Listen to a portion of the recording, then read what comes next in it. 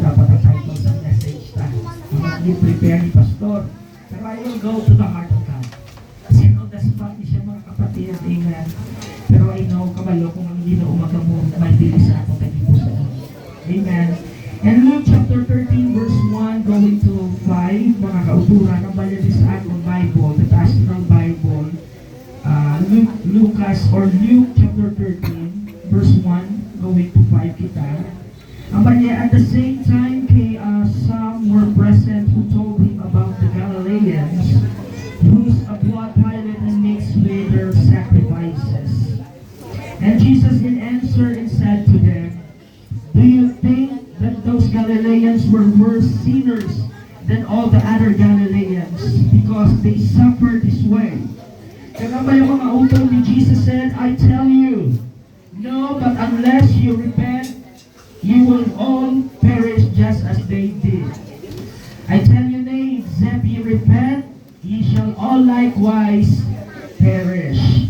Kaya ba in verse 4, or those 18 who were killed when the tower in Siloam fell on them, do you think they were worse sinners than everyone else who lived in Jerusalem?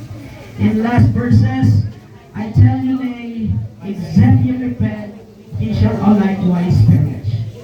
The title of our message, mga kautulan, Jesus demands repentance. Jesus demands repentance. Ang Diyos nag-demand sa aton nga maghinulsol. Amen. Let us pray for these two words, mga kapatid. Amen. Let us bow down our head. Lord, dalayaw ka ng Diyos. Sa gahom, Lord, ng otoridad na ginahatag mo, Lord, sa imong kubos na alagad. Yes, oh, hallelujah. We demonstrate the power of God. Hallelujah. Sa silang congregation.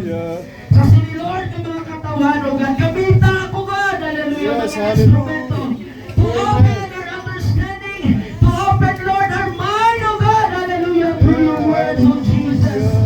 Hallelujah. I rebuke the word arrogance. I rebuke the word ignorance in the name of Jesus. Sa ngalan mo, Lord. Hallelujah. Ang pulo mo ipagawali sa tanan ng mga Panginoon. Sa ngalan mo, Lord, we commit all these things because, Lord, without you, God, we are nothing. So, Lord, we abide in you, and I will abide in your words. Ye shall ask what you will, and it shall be done unto me. Sa ngalan mo, Lord, sa ngalan mo, God, in Jesus' name we pray. Everybody say amen. Amen. You may be seated, mga kauturan. Amen. Amen. Ang bayan ng mga utol, Jesus demands repentance. Na ang nagahampas si Jesus, mga utol, na ang nagademandi si Jesus, na kinahalata, maghinulsol ang atong kasalanan. Amen. Nga why Jesus demands to repent sa atin.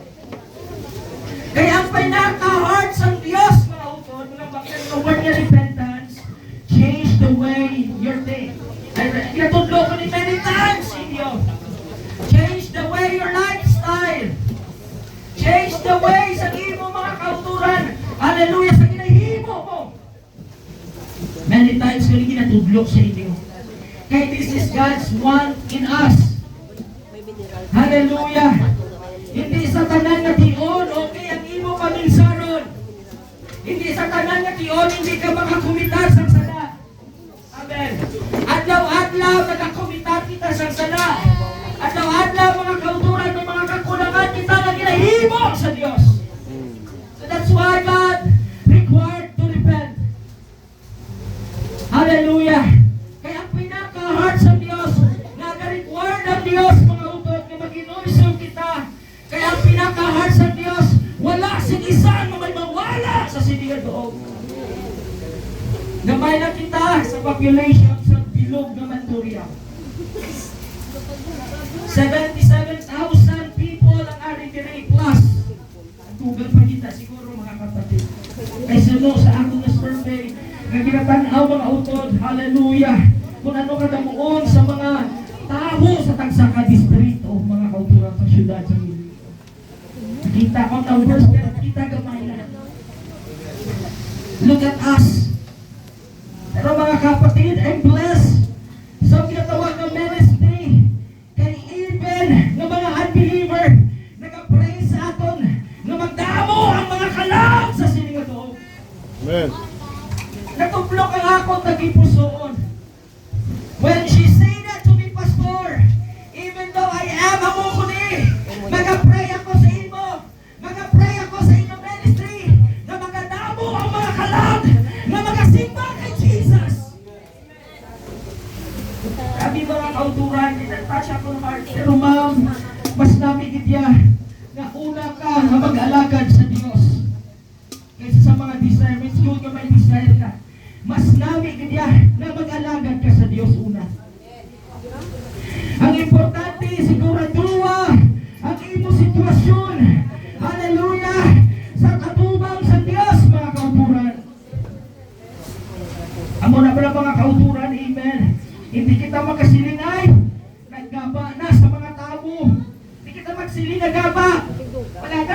Diyos.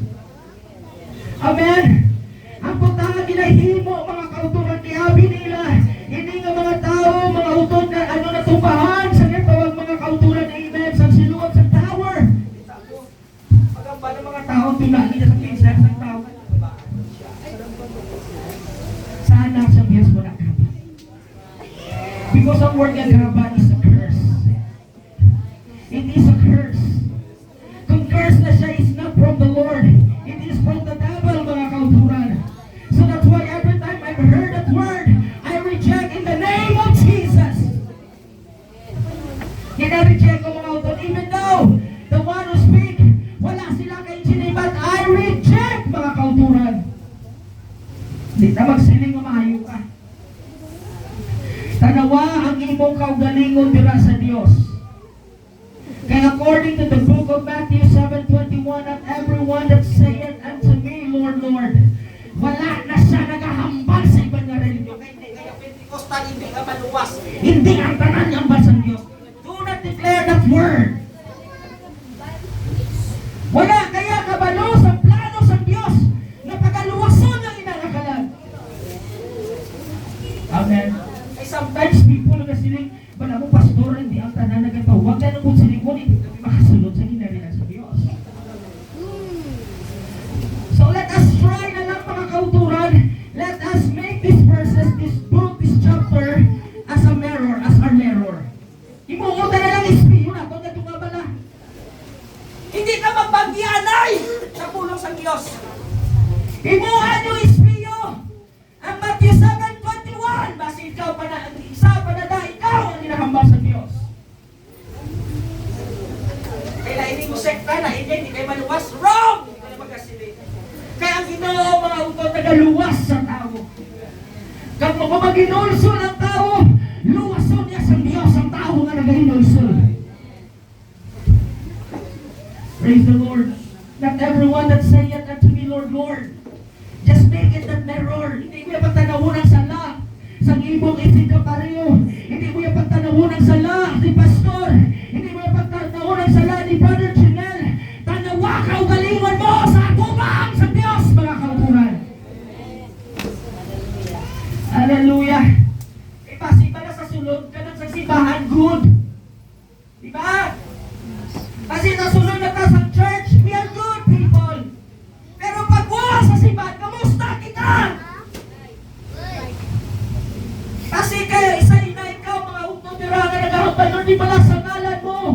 Nagpropesiya kami sa ngalan mo. Nag-ayaw mga balatian. Ano ang basang Diyos? Depart from me, ye workers of iniquity. I don't know you. Kita mo? Hallelujah. Bisan sino nga tao makagamit sa ngalan ni Jesus. Pero in the day, magatubang ka sa Diyos. Ano ang basang Diyos? I don't know you. Depart from me, ye workers of iniquity. Samtang wala pa kita dira, nakaimtangan. Kinahanglan tala maginulsol sa atubang sa Diyos. Pangayuan na kapatawaran ang atong tagipuson.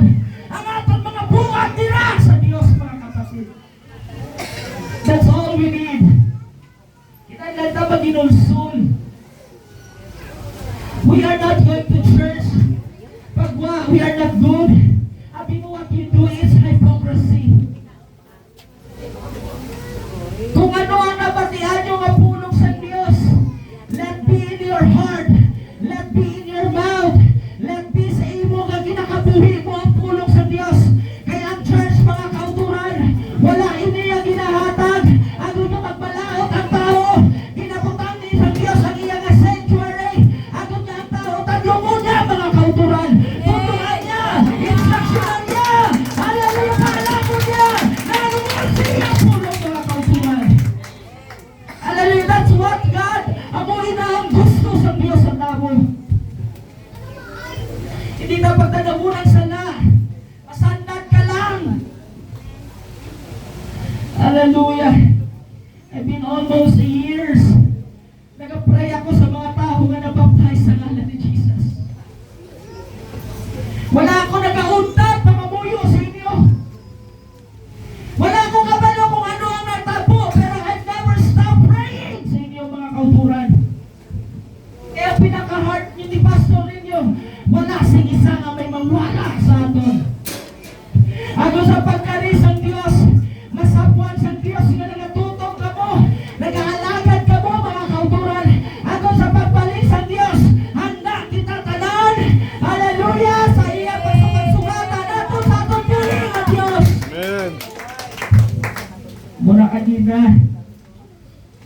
ang basang salmo mga kauturan. Kung may mga kalamidad nga nagatabo sa sining kalibutan sa gabi, o kung adlaw may mga pestilence, may mga balatian nga nagaabot, ano ba sa Diyos dito magkakyo? Kung silingon, bisan linog pa na, bisan dirahay pa na sa pungsod ba sa pungsod, kaya inatanan na tagna sa kasulatan. Hallelujah. Wala niyo maintindihan mga utol ang linog. Sunod. Dahil ang linog, Yapon, magiging pinapakita sa Ginoo kung ano kamukha. Kung di Sa Negros. tumutok ang kaalam sa Next tao. kwento. Ang mga disaster, nagkakatabo sa ating mga kauturan, ginapakita sa Diyos kung ano ang tao kaalam. Kaya kung maguba, hindi ka maalam sa tubang sa Diyos. Hallelujah. Bisan ano na ito kay mo mga utod, ang kalibutan yung mga ingod, bisan magnabi pa na mga kauturan, gina-develop pa na mga kapatid, hallelujah, hindi mo na yung pagtanawon ang ina nga mga bagay, tanawon mo ang imong kaugalingon sa pagkaris ang Diyos, mga kauturan. Mga linog, may mga inaway, hindi ka mo magkadlok, may gutom, hindi ka mo magkadlok, magkahadlok ka mo kung may imperno ka mo, mga kauturan. Hallelujah. Mga kauturan, grabe kulba nila sa linog, nakulbaan sila sa linog, la sila kabalo, at the end of the day, lagi kagduta magataliwan, ang pulos ng Diyos diligid magataliwan, tanan kita mga kauturan, magabalik sa Diyos, tanan kita, magakalawala, ang ato namanan, kung hallelujah, magtiguwa kita, kung paano kita kasulot sa ginarihan sa Diyos. Hallelujah. And I want to be honest with you guys, mga kauturan. Si Pastor, hindi matigaan tagipusoon. Because I asked God, nagapangayo ako sa tagipusoon sa Diyos. Namuga mo problema si Pastor. Okay na. Because may Diyos ako mga kapatid. Hallelujah. Wala ko yung mga kauturan, amen. Ang pinaka-hard ko nga makabalik ka mo panimbaho sa Diyos. Hindi ko ka mo patunuan na manging malawag ng mga katauhan sa Diyos. Kaya ginatuluan kita sa Diyos, mga kauturan, kung paano magkabuhi. Sunok sa iyang mga pamaagi. Hallelujah. Wala ka nga ba ni Charles? In the day that I die, do not cry. Because I am happy with our time. Amen. Kung mapatay ako, hindi ka mo magipi. Magkalipay ka mo kay inate. Nagakalipaw man ako sa Diyos na akong manluluwas. Ang Diyos nga kundi mga utol nagtudlo sa akon na maginulso sa akon mga kasalanan. Agon makasunod kita sa ginarihan sa Diyos. Wala ka mo kapalo mga utol nga agin hambalin ni sang Diyos mga utol. Jesus demands repentance. Kabalo ka mo kung anong reason na ang tao nagkaka-imperno. Kabalo ka mo pala kung anong mga rason na ang tao nagkaka-imperno. Kabalo ka mo kung ano? Because they are not repent. Wala sila nagahinulso sa ilang mga sala. They never repent of their sins. Ako na ang tao nagkaka-imperno. Ako na nga bali Jesus, I tell you now, except you repent, ye shall likewise perish. Kamu man, kung hindi maginulsol sa inyong sala, kamu man magakalawala. Ang Diyos nag-required sa tao na maginulsol sa ilang sala. Pastor, wala mo ko sala, sinusiling sa imo. Samtang nag-istorya ka sa akon, samtang atubang ta ka, may sala ka. Kaya ara ka sa unod. Samtang ara ka sa unod, disiplinaha ang imo kalag. Hallelujah. Magpatutlo ka sa pulong sa Diyos. Be humble in the presence of the Lord. Hindi ka mga kauturan, amen. Maglupadaan ay mga utod, kay you are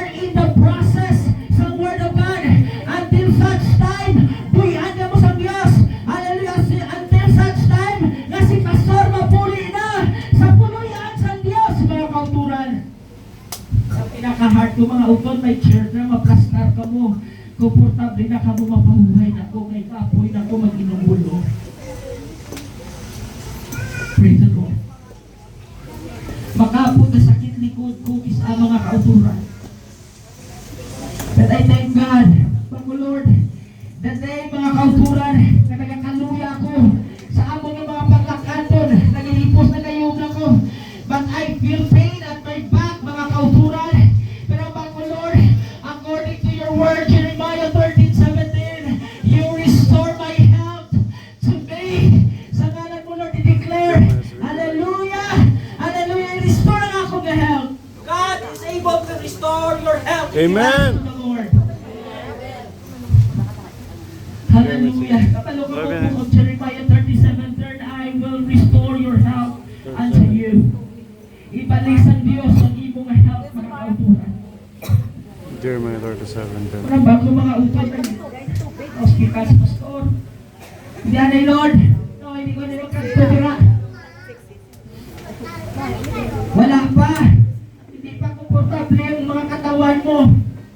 Gusto ko, mahabang ko sa Diyos ang desire ko na makapatindog sa closer na church. Ang umpisan magdinalagan. Magdadayo kita sa Diyos na nagalumpat sa kalipay sa presensya sa Diyos. Wala may pasaway sa aton. 37. And then that time mga kauturan makasaling ako goodbye. See you in the morning. Mamuna lang ito na mo. Pero hindi ko magibigay magkay-pastora. Sa day mga utod, amen, hindi ko mag-over lift up kay pastor. I-lift up niya si Jesus. Madalas, pastor na ako sa una namin. Salamat din niya. Pero may mga pastora. As Jesus yun.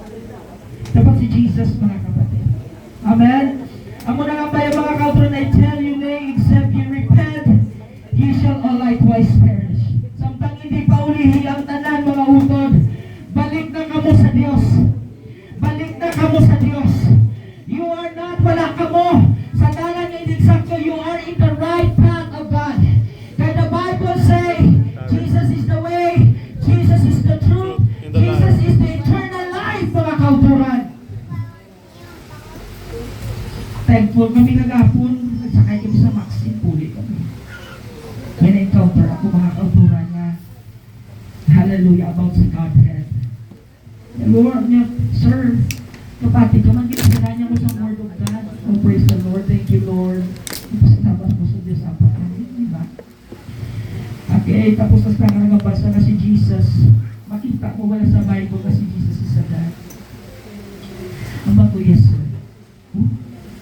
Kaya pala mo sir, ang pagbati ko kay Jesus, tao. Okay, wala problema. Wala man problema mga utod. Kaya sometimes sa Bible, may talata sa kasulatan na dinahambal si Jesus na harap sa unod. It doesn't mean kagahambal sa harap sa unod din siya God. He is a God. Kaya mapatyagan sa Diyos ang ating panatyago. Sa nagano siya, nagkuha sa sang naragway sang tao. And then I explained to him, wala ako nagpatumpik-tumpik. Kita ni Sir Gigi, opo namon. Wala ako nagpatumpik-tumpik sa pagsabat sa inyo.